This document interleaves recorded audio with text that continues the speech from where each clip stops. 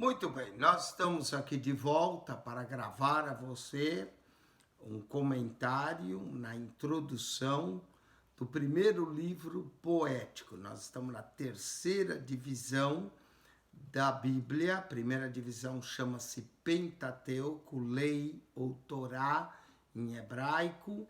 E a segunda divisão nós chamamos de livros históricos, que nos conta a história de Israel, desde a conquista da terra de Canaã, com Josué, até o livro de Esther, não é? Sendo que o último livro, nesse contexto histórico, é o livro de Neemias, na verdade, que mostra a reconstrução dos muros da cidade de Jerusalém, em torno do ano 444 a.C. Muito bem, então nós temos os livros históricos. Aí entramos nessa posição, que é a terceira divisão, que são os livros poéticos. E o primeiro que nós encontramos dos livros poéticos, Jó, Salmos, Provérbios, Eclesiastes, Cantares, o primeiro livro é o livro de Jó. O livro de Jó, ele é tão antigo quanto o livro de Gênesis. Não é? Ele foi escrito, alguns atribuem a autoria do livro de Jó a Moisés, se bem que ninguém sabe ao certo quem escreveu, mas o Talmud atribui a autoria do livro de Jó a Moisés. Assim sendo, Moisés escreveu o Pentateuco e o livro de Jó, então seria um sextateuco, não é? Mas também alguns atribuem a Jó, outros atribuem a teoria Eliú, e outros dizem que ninguém sabe de fato quem escreveu o livro de Jó. Jó, nós podemos, ao estudar o livro de Jó, dividir ele basicamente em 4 partes. Nós temos o prólogo. O prólogo é o capítulo 1 e 2, é aquele diálogo entre Deus e Satanás sobre a fidelidade de Jó. Satanás acusa Jó de ser fiel a Deus por causa de tudo que Deus deu a Jó. E Jó defende, e Deus defende a integridade de Jó, a sinceridade de Jó, a retidão de Jó. E aí Deus permite que Satanás tire tudo que Jó tem para provar um único ponto, que Jó é fiel a Deus, não por aquilo que Deus lhe deu, mas porque ele é de fato um homem sincero, íntegro, reto, que se desvia do mal. Então, é interessante e mostra durante esse tema, porque o justo sofre. Então, o prólogo seria o capítulo 1 e 2. Depois, o capítulo 3 ao capítulo 25, nós vamos ter o que nós chamamos de diálogo. Jó fala, seus 3 amigos que vieram consolá-lo, Elifaz, Bildad e Zofar, falam. Então, Jó fala, Bildad fala, Jó responde. Depois, o primeiro que fala é Elifaz, né? Jó fala no capítulo 3, no capítulo 4 do livro, Elifaz fala, depois o capítulo 5, Jó responde, 5 e 6, depois nós temos Bildad falando, aí Jó responde, depois vem Zofar e fala, Jó responde, e assim vai 3 sessões de diálogo. Sendo que na última, Zofar não fala. Na terceira. Depois nós vamos ter o capítulo 26 até o capítulo 40, praticamente, um monólogo.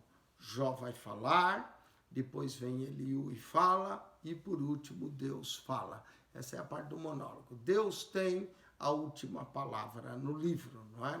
E o final do livro seria o capítulo 42, que seria o epílogo, a conclusão do livro.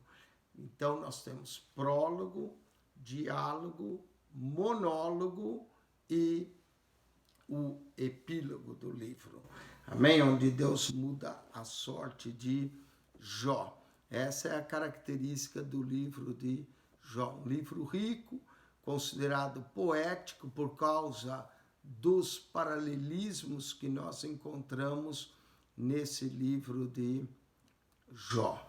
É um livro maravilhoso. O nome Jó significa perseguido. Alguns também traduzem Jó como sofredor, não é? Aquele que foi perseguido. Outros traduzem também como volta, como uma volta que Jó vai dar, voltar-se a Deus.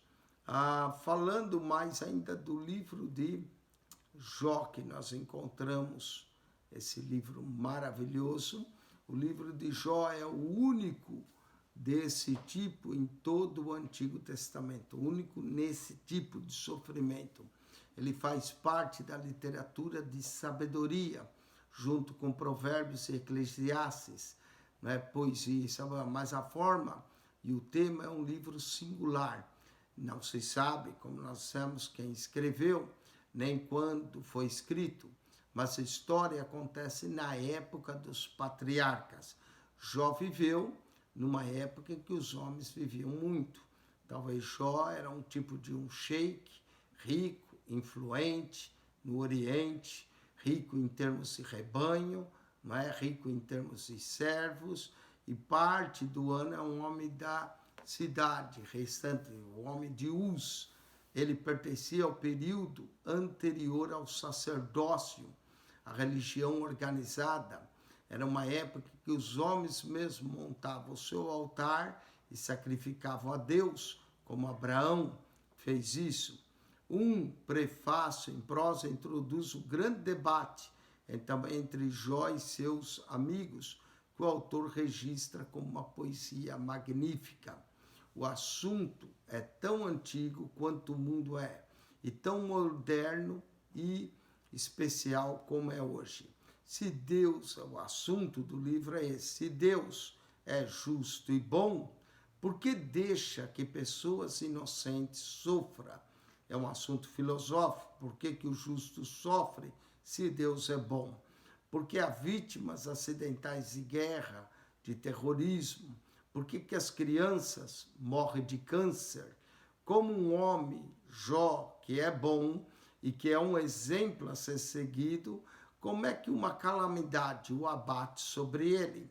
Como é que ocorre essa perda de bens e da sua família e é seguida por ainda um sofrimento físico repugnante, prolongado? E tudo isso abala a fé de qualquer um profundamente. Então, enquanto isso, discute o problema Jó e seus amigos e ignora a verdadeira questão por trás daquele sofrimento, a saber, que era o desafio de Satanás. Essa é a ironia do livro. O leitor que está lendo sabe que é Satanás, mas Jó não sabe. Jó atribui a Deus. E esse desafio que é narrado no prólogo do livro, eles não têm certeza de uma vida futura. Para eles, também, no livro de Jó, a morte é o fim. Então a justiça deve ser feita nessa vida. Segundo a teologia ortodoxa da época, a posição defendida pelos três amigos de Jó, a prosperidade era a recompensa de Deus por uma vida correta. E a calamidade era o juízo sobre o pecado do indivíduo. Em traços gerais, até isso estava correto. Mas os amigos de Jó fizeram de uma verdade geral um princípio rígido e invariável. Se Jó sofre, ele deve ter sido uma pessoa má. E o que não é verdade, pois Deus dá testemunho de Jó. No entanto, Jó sabe que isso não é verdade. E assim o argumento e o diálogo vai e vem, sem que nenhum lado ceda, até chegar a um completo impasse. Na verdade, Jó vai praticamente ganhar o argumento que seus amigos vão cada vez falando menos. E, sem chegar então nesse impasse. Então responde, aí Deus aparece e intervém e faz várias perguntas a Jó, a qual Jó não responde. Mas Jó fica satisfeito. Jó 42:5, Jó diz: antes eu ouvia falar de ti, mas agora os meus olhos te veem e te contemplam. Se a teologia de seus amigos era inadequada, seu próprio conceito de Deus também havia sido limitado. o livro deixa muita coisa sem solução. Somente no Novo Testamento chegamos a uma resposta para o problema. Quando vemos Cristo na cruz, vemos o sofrimento da única pessoa realmente inocente, pura, sofrendo pelos nossos pecados. Vemos um Deus que realmente se importa tanto conosco, que está disposto a carregar a nossa própria sentença e todo o peso do pecado e do sofrimento humano. Porém, o livro de Jó não perdeu a sua atualidade. Até hoje, homens e mulheres sofredores descobrem que esse livro fala da necessidade mais do que qualquer outro livro da Bíblia. Nós vamos também ver, entendendo Jó, a sabedoria de Provérbios em Jó. Resumo, a história de Jó trata da questão do sofrimento e como devemos entendê-lo. É um diálogo entre Jó e seus amigos. Jó, um homem bom, mas sofredor. Seus amigos são bem intencionados, mas desprovidos de entendimento. Tudo muda quando Deus irrompe o diálogo e começa a falar. Quanto à autoria do livro de Jó, ela é incerta. Alguns eruditos atribuem o livro a Moisés, outros atribuem um dos antigos sábios, cujo escrito pode ser encontrado em Provérbios ou Eclesiastes. Talvez o próprio Salomão tenha sido o seu autor, é outro possível candidato à autoria do livro de Jó. A autenticidade e a inspiração do livro de Jó também são provadas pelos antigos hebreus, pelo fato de sempre o ter incluído em seu cânon da Bíblia. Um fato notável, visto que o próprio Jó não era israelita, além das referências feitas por Ezequiel e por Tiago, o livro é citado também pelo apóstolo Paulo, como em 1 Coríntios 3,19. Prova poderosa da inspiração do livro. É surpreendente a harmonia com os fatos provados das ciências. Como se poderia saber que Deus suspende a terra sobre o nada, quando os antigos tinham conceitos mais fantásticos sobre a terra, como ela era sustentada? Um conceito que se tinha na antiguidade era que a terra se apoiava em elefantes que estavam em pé sobre uma grande tartaruga marinha. Por que não reflete o livro de Jó tal tolice? Obviamente, porque Deus, o Criador, forneceu a verdade mediante inspiração. As muitas outras descrições da terra suas são maravilhosas, bem como os animais selvagens e das aves nos seus habitats. São tão exatas que só mesmo Deus poderia ser o autor e inspirador do livro de Jó. Quanto à data, os procedimentos, os costumes, o estilo de vida geral que encontramos no livro de Jó são do período patriarcal, que é em torno de 2000 anos antes de Cristo até o ano 1800 antes de Cristo. Apesar dos estudiosos não concordarem com a época em que foi compilada, esse texto é obviamente o registro de uma tradição oral muito antiga. Aqueles que atribuem esse livro a Moisés acham que a história surgiu pelo 15º século antes de Cristo. Outros acham que surgiu lá no século II antes de Cristo. Porém, a maior parte dos conservadores atribui Jó também ao período de Salomão, que é a metade do século X, ou metade do século X antes de Cristo. A época, o ano 950 antes de Cristo, a época da aprovação de Jó foi muito tempo, ou foi depois nos dias de Abraão, em torno desses dias.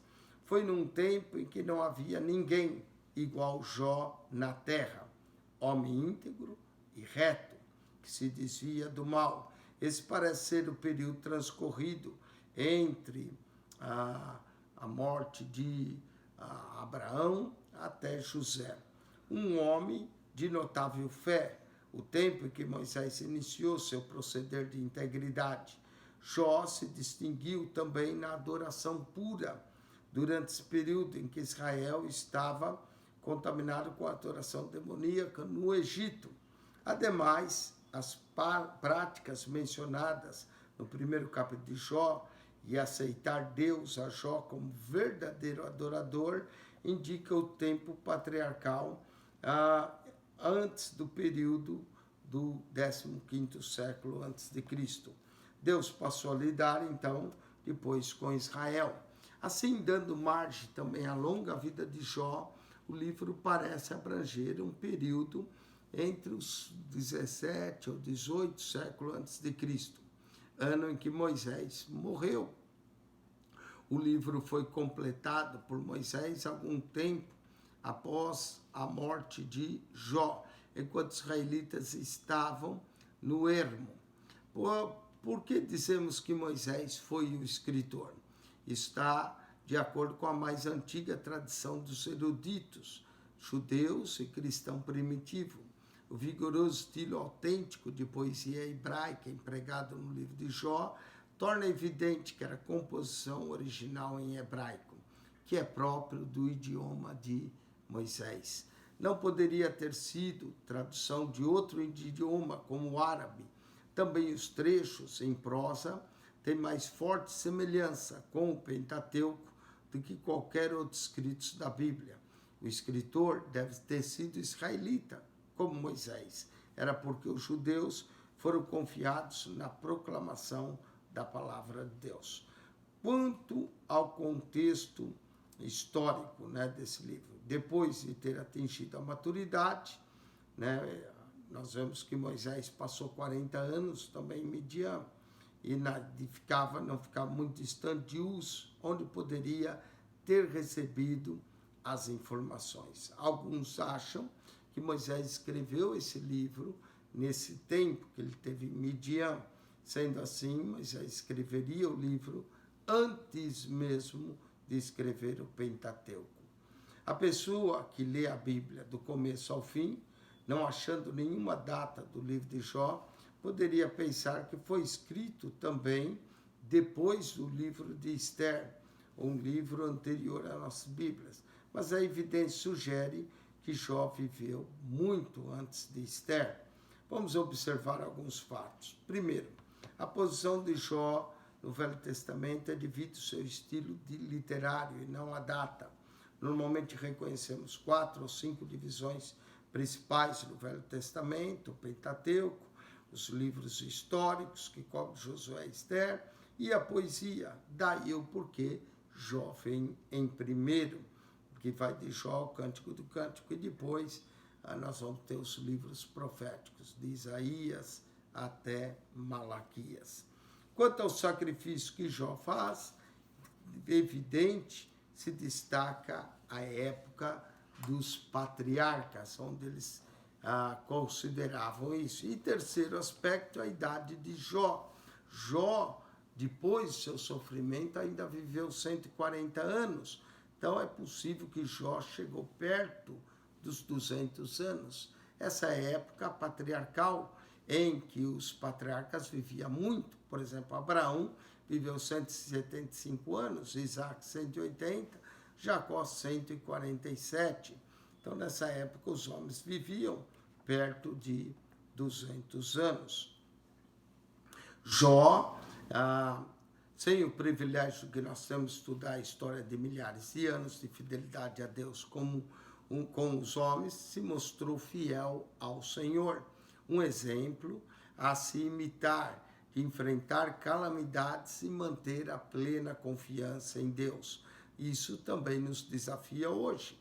Nós temos a vantagem de ler o livro e saber que quem está fazendo tudo, as adversidades, é o diabo, na vida de Jó. Conteúdo. A própria Escritura atesta que Jó foi uma pessoa real. Ele não é imaginário ou fictício. O livro de Ezequiel coloca Jó junto com Noé e Daniel, Ezequiel 14:14 e o 14:19. Tiago, no Novo Testamento, também menciona acerca da paciência de Jó. Então, Jó foi uma pessoa real. Houve um homem na terra de Uz, cujo nome era Jó. Assim sendo, nós cremos na realidade do livro de Jó.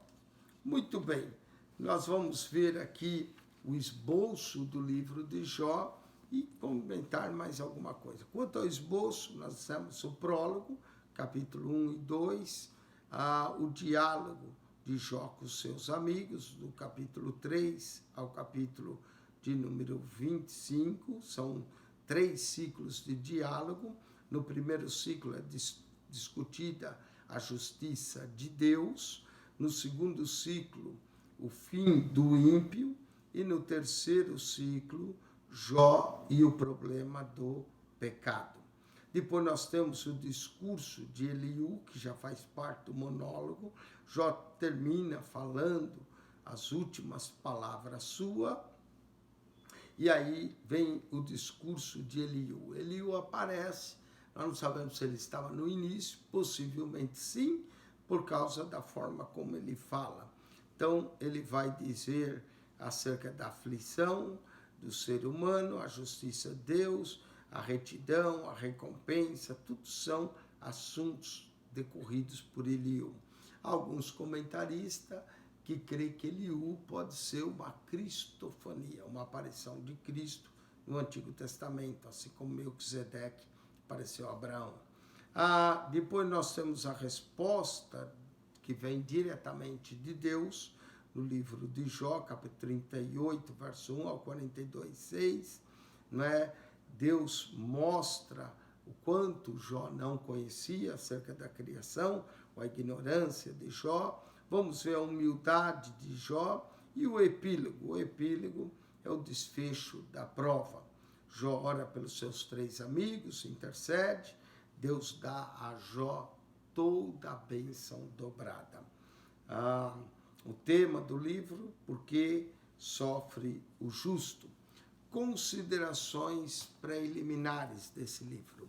Jó é um dos livros sapiensais e poético. Sapiensal, no sentido de trazer sabedoria, porque trata profundamente relevante de assuntos universais da humanidade. Poético, porque quase a totalidade do livro está elaborado em estilo poético, no paralelismo hebraico. Sua poesia, todavia, tem por base um personagem histórico e real, conforme Ezequiel 14, 14 e 14, 20. É um evento histórico real, ver também Tiago 5, 11. Os fatos dos livros se desenvolvem na terra de Uz, que posteriormente veio a se tornar o território dos Edomitas, localizada a sudoeste do Mar Morto, ao norte da Arábia. Ali temos o contexto histórico do livro de Jó. O livro de Jó é mais árabe do que judaico, mas foi escrito em hebraico. Há 2 datas importantes relacionadas a Jó. A data do próprio Jó e dos eventos descritos no livro, e a segunda data escrita e inspirada do livro. Certos fatos indicam que Jó viveu nos tempos de Abraão, em torno de 2000 a.C. Os fatos mais destacados são: primeiro, ele ter vivido mais de 140 anos após os eventos do livro, o que sugere uma vida de quase 200 anos, como Abraão e Isaac, que viveu Abraão 175, Isaac 180. Segundo, suas riquezas eram calculadas em termos de gado.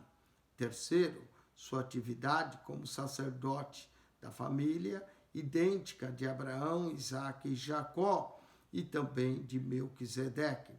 Quarta, a família patriarcal como unidade social básica semelhante aos dias de Abraão.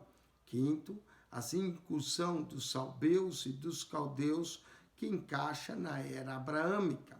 Sexto, o uso frequente 31 vezes do nome patriarcal comum de Deus, Shaddai, o Todo-Poderoso, o Onipotente, não é? E sétimo, a ausência da referência fatos de história israelita, como a lei mosaica, também sugere uma era que é pré-mosaica. Há 3 diferentes pontos de vista sobre a data escrita desse livro. Talvez tenha sido escrito durante a época patriarcal, essa é a primeira. A segunda, talvez durante o reinado de Salomão. E a última e mais incerta, durante o período do exílio de Judá. Propósito: o livro de Jó lida com a pergunta dos séculos. Se Deus é justo e amoroso, por que permite que um homem realmente justo, tal como Jó, sofra tanto?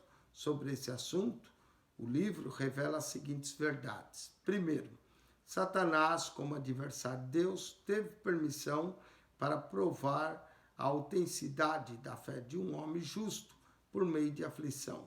Mas a graça de Deus triunfou sobre o sofrimento, porque Jó permaneceu firme e constante na sua fé, mesmo quando parecia não haver qualquer proveito disso, mas permaneceu fiel a Deus. Segundo, Deus lida com situações de mais elevada para a plena compreensão da mente humana. Nesses casos, não vemos as coisas com a amplitude que Deus vê e precisamos da sua autorrevelação. Terceiro, a verdadeira base da fé acha-se não nas bênçãos de Deus, nem nas circunstâncias, nem nas teses formuladas pelo intelecto, mas na revelação do próprio Deus. Quarto, às vezes, Deus permite que Satanás prove o justo mediante a contratempos para purificar a sua fé, assim como o ouro é refinado pelo fogo. Tal provação resulta, muitas vezes, em maior integridade e humildade do seu povo. E quinto e último ponto, embora os métodos que Deus agir às vezes pareçam contraditórios e cruéis, vê-se no fim que ele é plenamente compassivo e misericordioso.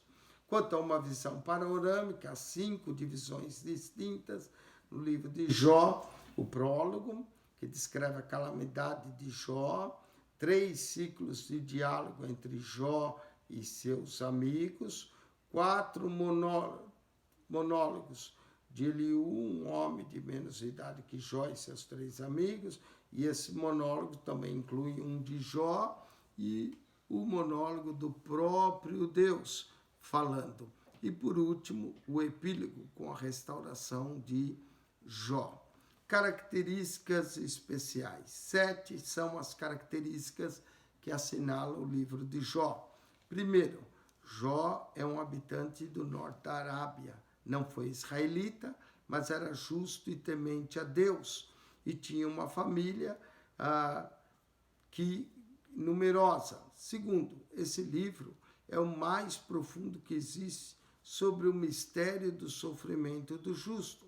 Terceiro, revela uma dinâmica importante presente que prova severa dos santos, enquanto Satanás procura destruir a fé dos santos.